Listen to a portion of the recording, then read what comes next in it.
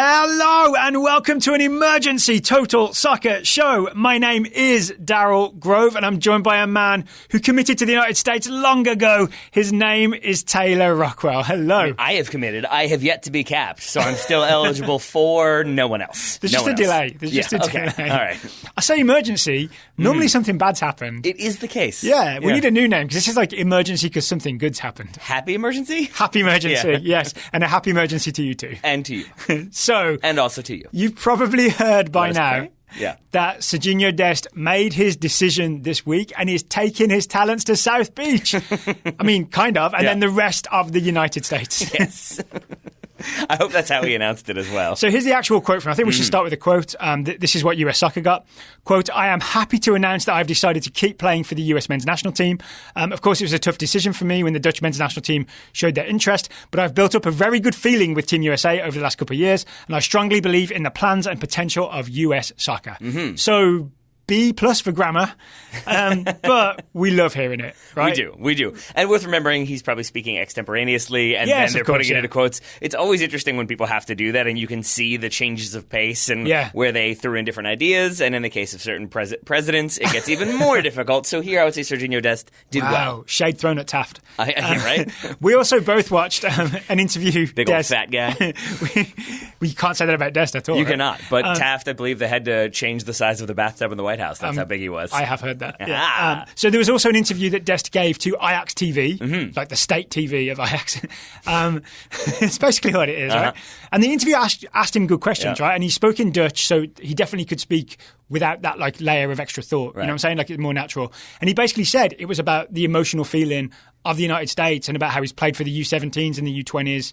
And that maybe people have argued that playing for the Dutch national team would be the more rational thing because he's already in the Netherlands, because he's born in the Netherlands, because that kind of makes sense. But he has a feeling for the US, which is basically the quote he gave US Soccer here. So I'm going to take Sergino Dest at his word because he told us I'm going to take a break and make a decision. It's exactly what he's done, right? Yes. So I feel like Dest passes he has a track record of telling the truth, like George Washington and the cherry tree. Yeah, and I would jump in here to say we would have been, I think, pretty like positive neutral on it. We have not overreacted. We have not tried to read too much into things. But I would say Twitter's being chaotic negative. Indeed. But you, Daryl, I think were more positive about this process like from the beginning, and I do think part of that was your sort of belief that he was speaking directly and honestly. That this is also a time kind period. of a Dutch thing to speak directly and honestly. Calvinism. There we go. Maybe I've been reading about Johan Cruyff, and maybe I've been reading about the Dutch political system of the last 70 years. Anyway, I do think that if you look at the time period that we're talking about in which he gets his first senior call-up for the U.S. national team, then decides I need a little bit of time to figure things out. So that's September, then figuring things out is October. Announcements in end of October, ready for November. But this is also at a time period when a teenager is starting to play first-team competitive football for a club like Ajax in the Champions League, in the Eredivisie, and you can understand then, like looking back on it now, hindsight being 2020, how that would be a lot to try to process. And then on top of that, to be choosing a national team would be an incredibly challenging thing, because it requires traveling to another country across an ocean and moving around and like kind of throwing yourself into disarray and then coming back. And it's a no going back decision, right? Because Exactly. he knows that there's like UEFA games for the Netherlands and there's CONCACAF Nations League games for the US. If he exact same plays, level. No, but if he plays one game, he is cap tied for life, right? So this is the decision. There's no going back on this. And so, but I think then, like you look at this timeline, and it is a sign again of a mature decision that he took time away. He focused on his club career, I would assume, and then sort of met with the federations. We know had lunch with Berhalter and Ernie Stewart, and it seems like those conversations. I'm going to assume that those were almost a sort of foregone conclusion at that point, that was maybe they like, hey guys, just confirming I'm definitely with you. So I tried hard not to take that either way, because I did kind of think they were there to watch Ajax-Chelsea anyway, right? Which has Pulisic, it has Dest, you have maybe Mendes and Pinedeth playing for the younger Ajax teams.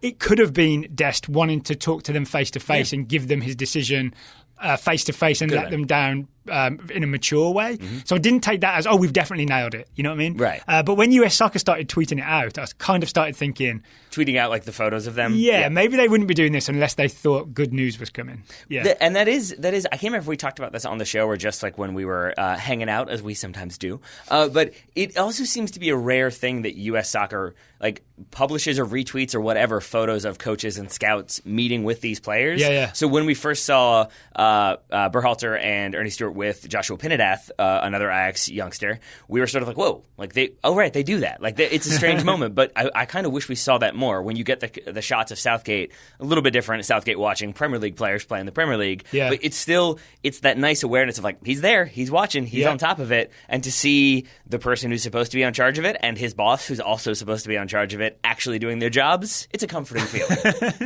Can I say, I would love to be a national team manager purely for that part of it. So you've got like a few weeks between games where you can just go and watch your players in various high-level competitions. It'd be great. I don't disagree. Free tickets as well. I don't disagree. I would love to be a national team manager. I would add this, like this is kind of a non sequitur that I think actually connects, but it's a thing we haven't really been able to talk about, is I would point out there, it is like Moneyball has that scene when they have to let players go and how the players kind of are unfazed, but how like emotionally taxing that can be. And for all of the ideas of like, call this player out, drop this player, we shouldn't have him involved anymore, worth remembering that those are humans. And it is like a huge aspect of success on the soccer field is relationships. And if you're all bonded together and know how you're going to play, then you have a more likely chance of having strong results and putting together good performances. But if you're like dropping people and not explaining why, and there's a lot of chopping and changing, it makes it really difficult. And I say that just to say that, like, I know we want Berhalter to call in a bunch of people and cap tie them all, but that is at the expense of other players who he's have not proven their playing spot. Pokemon, right? No, he's dealing with real humans. Exactly. So I'm happy that in this case, dealing with a real human led that human to feel valued and thus choose playing for the US. So let's talk about what happens now that Dest is going to play for the US men's national team. And US soccer seemed to hint very strongly that he will be called up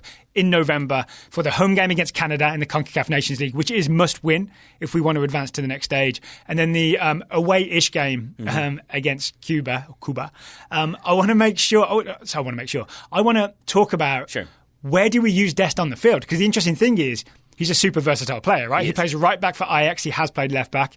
He's played left back in the two games he did play for Berhalter against Mexico, then against Uruguay. He's also played right back and left back for the U17s and U20s. We've also seen him on the wing on either side for Ajax. I'm not sure if for a national team. So I'm very interested in now, where do we field Sergino Dest? I think we saw him playing more on the wing for some of the U.S. youth teams. I think for the U20s, maybe not in the World Cup, but maybe in CONCACAF. He wasn't there for CONCACAF qualifying. So I believe we've seen him on the wing at least once or twice for the youth teams. Okay. But that, I wouldn't hate seeing him there. We've had that conversation previously. Yeah, that was my idea in September, like for his dip into international soccer. Maybe just stick him on the wing and let him go at people instead of make him defend. And I think that makes sense, especially, again, hindsight 2020, knowing that I still maintain one of his weaknesses, one of his vulnerabilities is his 1v1 defending. Yeah. Also, his aerial defending leaves a little bit to be desired. So immediately throwing him in at left back in a very defensive role, I don't think put him in the best position to succeed. So I wouldn't mind seeing him played on the wing. But what I would rather see is him sort of played at left back, but because I think that's where they want to use him. Why not right back? Because I think there's so many right backs right now. I think you're right. Yeah, I think there's Cannon, there's Yedlin, there's Lima, there's maybe Tyler Adams, maybe not. We're hoping he gets into midfield. But yeah, there's a lot of right backs who are doing a very good job. And there's the eternal problem of left back, right? Right now, like Daniel Lovitz, Tim Ream doing that left back / left centre back job. There's no obvious left back, right? So maybe it makes sense to play Sergino Dest at left back and have him just make that role his own. Yes, and now that we're going like full optimism because he has chosen to represent the United States, I'm going to say I would also not mind seeing Sergino Dest at left back, Fabian Johnson at left wing, and then you have a person who's capable of being a left back at left wing, a person who's capable of being a left winger at left back, and suddenly you've got some rotation. You never know where they're going to be. They pop up at different points. They combine really well. It's a German-Dutch-American connection. We score 1 million goals. We qualify for the World Cup. We win the World Cup. It's all great. Well, here's one thing. I don't understand why you didn't get on board with that. I mean, I wouldn't be against it. You don't want to win the World Cup? I want to score 1 million goals. Okay, that's I would fine. watch those games. All right. Do we have to break them all down? We'd have a lot of podcasts. We'd have 10 ads in every US men's national team review show. Ryan and I did Leicester-Southampton, which was 9-0, and we broke down a few of those goals. We won't go too in-depth if it's 1 million to nothing. So here's one thing that does make me optimistic. When he was called up in September, he did play left back. We think he'll probably end up at left back in the short term for the United States.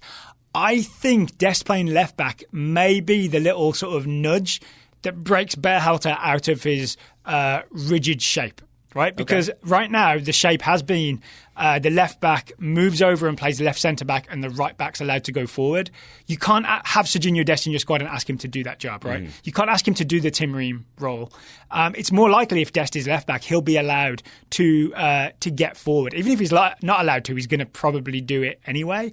I think this might make the US a bit more just a bit less reliant on that rigid shape and might be a bit more like the left back goes forward and overlaps. Maybe if it's not Fabian Johnson, then Dest could be overlapping Christian Pulisic. We saw that a bit in September against Mexico, and it looked kind of exciting. And then you've got Cannon or Yedlin or someone on the right getting forward as well. So we'll basically have a more traditional fullbacks attack and get forward, overlapping fullbacks. Yeah, which would be nice and is traditional and has been proven to work, thus it's tradition. My question there, and I promise this is not just semantics, but you said you think this might happen. Is that you actually think Berhalter will do it, or is that you want it to happen? A bit of both. Right? So obviously I want it to happen because I think the shape has become too...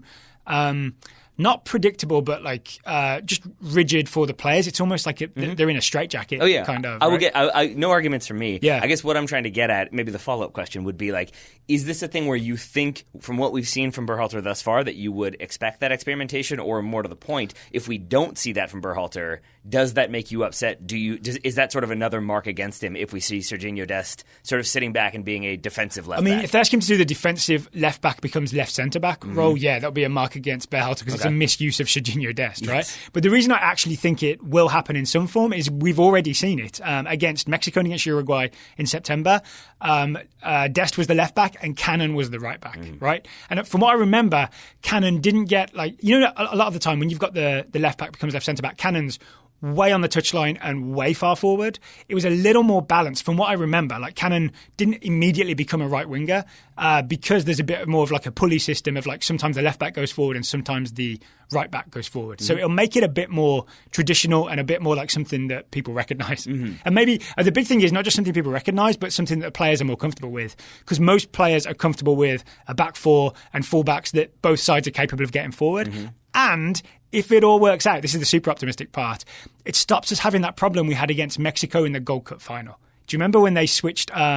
Yes, I remember us having problems. But you remember the big problem was that they switched was it Pizarro? Yeah, maybe? I mean, this is my biggest thing. I was so mad about how like we've got to have a solution for this, right? And there was no solution to what you're describing. Yeah, I think they just had him switch wings so that he could pin Cannon back, or maybe did he attack Ream because Ream wasn't getting forward. It was that. Cannon was pinning him back, right? So then he switched wings. Ream was never going to pin him back, and we couldn't like do a mirror image of the shape to do the same thing.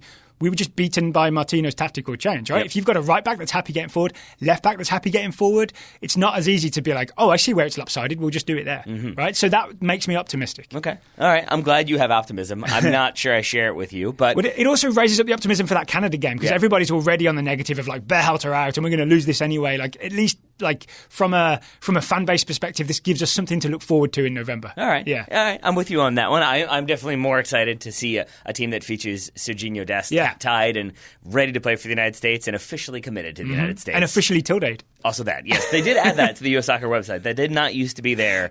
And it is today. Maybe it was added previously, but I only noticed it today, and it was definitely not there like a month or two ago. It's a mark of respect. Maybe it's part of the negotiations. He's like, all right, I'll join the US, but you've got to promise me you'll find out how to do the tilde on the keyboard. Maybe they have that many dual nationals and potential players playing for the US that like that's on the questionnaire. I'm like, do you have any accent marks or tildes? We need to know that up front. And how do we access them on this keyboard? Because the next one, true. Because the next one, I believe Adam Saldana / Adam Saldana, I'm still not sure which one it is, and I need them to officially figure that one out too. Anything else you want to talk about with Sergino Also Cervania as well. I'm not sure about that one either. Yes. I think it has NIA. It does. But I don't know if that was an adjustment to, like an Americanization of it. It's all very curious. All right. Yeah, I think that might be like an Anglicization of it. Yeah. Yes. All right, we're getting sidetracked. Don't act like you don't know what that is. Anglican man. I go around doing it. Anything else you want to talk about with Sergino Dest before we just move on and wait for November USA v Canada in Orlando? I know this is like maybe going to ruffle feathers because of what I'm about to advocate, but I was watching Atlanta United play in the knockout round, and I really enjoyed what they did against the Philadelphia Union in that they were essentially in a back four, which was like surprising to me because I have the idea of Atlanta playing in a back three, like branded in my head. To see them play in a back four, I wasn't sure how it would work, and a big thing that they did was the usual spreading the center backs wide, attacking fullbacks, and then center back Lerenowitz dropping in. Or sometimes Nagby, right? They would take turns dropping in, being the distributor. But they did it aggressively. It was never that slow jog back. It was I've got to be back in between them. I'm sprinting 20 yards back to get get the ball, and then I'm turning and driving forward, or I'm playing it wide. Yeah. And that system, I think, would work very well with this form of the U.S. national team. If you did have Cannon and Dest, if you had sort of more comfortable on-the-ball center backs who can also do a good job, can roam around and make defensive plays. Would you be happy with Bradley being the one dropping in between? See, the thing is, like, I still don't know if part of, I know people are going to roll their eyes, but I genuinely feel this way. I don't know if some of what we've seen from Bradley in that slowness when he drops in and kind of puts the foot on the ball and slows things down is him doing that because that's what he does, or him doing that because that's what he's been asked to do. And I think if we knew that he was charged with drop in aggressively, sprint back, get that ball, move forward with it, that would help me answer that. But I also think, to sidestep your answer, the other option would be Tyler Adams doing that. I think he is more than capable of doing it. It's ironic that the two guys we're talking about who did do it for Atlanta are both US eligible. Isn't that strange? Nagbe and Lorenzo. Isn't that funny? Yeah. Just a little head scratch. One final thing I'd like to note. We went back and very quickly just watched a few we selected little minutes to watch from USA Uruguay with Dest playing left back. And just randomly, it happened 2 or 3 times that Dest would be in a tight spot. Yep. He's very much like George Clooney and Oh Brother, Where Art Thou? Damn, we're in a tight spot. It's 2 George Clooney references in 2 shows. One by you, one by Ryan Bailey. Hey, the man's a classic. Well done, people. Dest would, when he's in a tight spot, he will, drag the ball back, make a move, drop a shoulder, get himself out of tight spaces in a way that, with all due respect, Daniel Lovitz is not capable of. And even Tim Ream, who's a very calm passer, he doesn't have those moves and those quick changes of direction and that little burst of pace to get himself out of tight situations like that. So if you're thinking about what do we get with Sergino Dest, even if you don't see him like almost playing as a left back / left winger, it's a player of technical quality and bravery who will get himself out of tight situations. And it might be just part of the key to making the US be able to be a possession team that doesn't look like a team with no ideas. Right? Because when you get surrounded by players, he can drop a shoulder, pull a move, feint this way, that way. Suddenly the ball is free and he's free and away we go. Yeah, right. Because the vulnerability of like a pressing system is if you overcommit, if you get beat in that kind of 1v1 situation, now everybody is outmatched or mismatched. And I think Dest is a player who can like alleviate that pressure, who can beat 1 or 2 or even 3 players, as was the case against Uruguay. And once that happens, you then see quick breaks where players are open because the United States is able to play quickly because he has sort of alleviated that pressure early. It opens up opportunities later. It just occurred to me that maybe that's what Berhalter was hoping for in that friendly against Mexico, thinking, now we've got Dest, we can break that press. And it turned out... I mean, you've got to have some other options in there too. Yes. Would be a key part of that one? Yes. Yeah. But hopefully we see that against Canada, right? So, we're excited. We're trying not to be overexcited, but just let us be excited. Yeah. This is a thing that could have gone either way, and it went for the United States, right? And it went for the United States because of the work that guys like John Hackworth and Tab Ramos have done with Sergino Dest for the U17s and U20s, respectively. I think there is a fair argument to be made. I promise I'm not just doing the he's arguably one of the best, which is a way of not having to say he is the best. I think you could make the argument that this is the brightest bright spot since the United States failed to qualify in Cuba. Like, really, if you think about it for a moment, like, what would be the other options? Appointing Berhalter, that still has a lot of problems behind it. The interim year, I don't think anyone's going to point to that as, like, a strong success, and everybody was happy. So, making it to the Gold Cup final but not winning? Like, I don't know how many bright spots there have been. A player of Sergino Dest's potential and current quality choosing to play for the United States over the Netherlands is, to me, one of, if not the brightest spots of the last 2 years in U.S. soccer on the men's side. Need to clarify that one as well, because, there was that whole Women's World Cup thing. Yep. One thing I would say as well is a similar but very different situation was Julian Green. Do you remember when Julian Green sort of announced, I'm choosing the United States? Yes. At the time, Julian Green, I don't think had even made his senior team debut. No.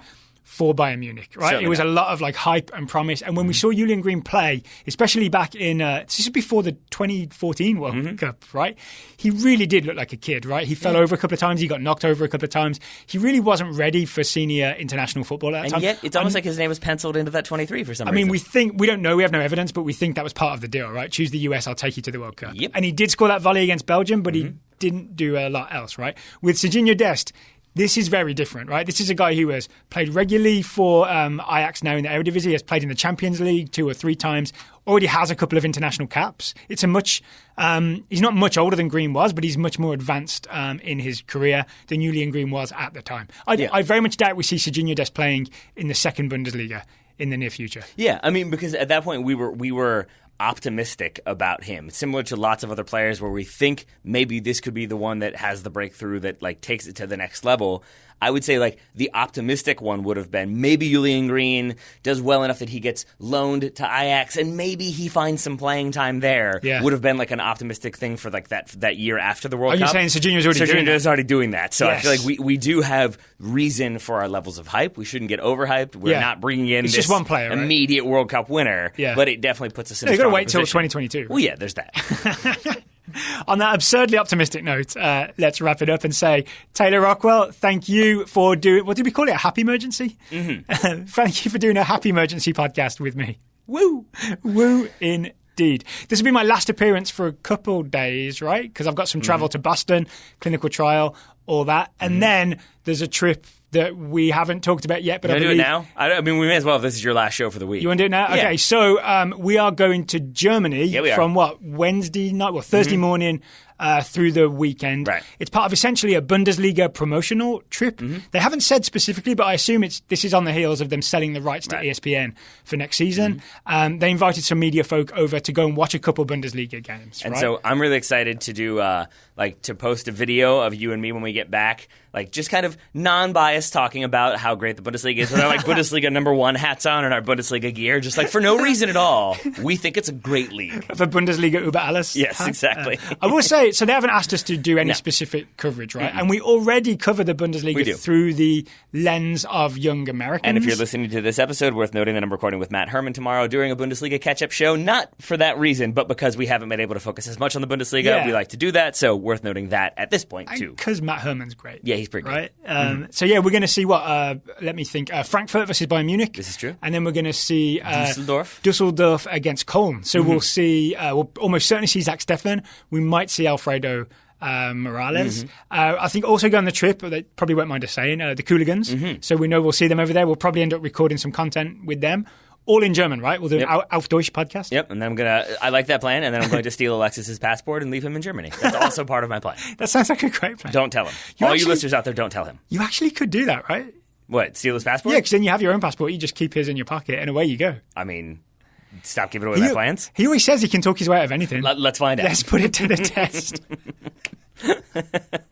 All right, on that villainous note. It's a weird Survivor episode. Like I'm going to leave him with a photocopy of his passport. Good luck. So he's nearly got it. Yes, exactly. Nearly got it, yeah. See if you can talk your way through with this one. And I'm going to steal his driver's license too. So it's like you have 3 debit cards with your name on them and a photocopy of your passport. Good luck. And we won't say Auf Wiedersehen because I think that kind of means see you again. All right, Taylor, thanks for taking the time. Listeners, thank you for listening to this emergency podcast. We will talk to you again soon.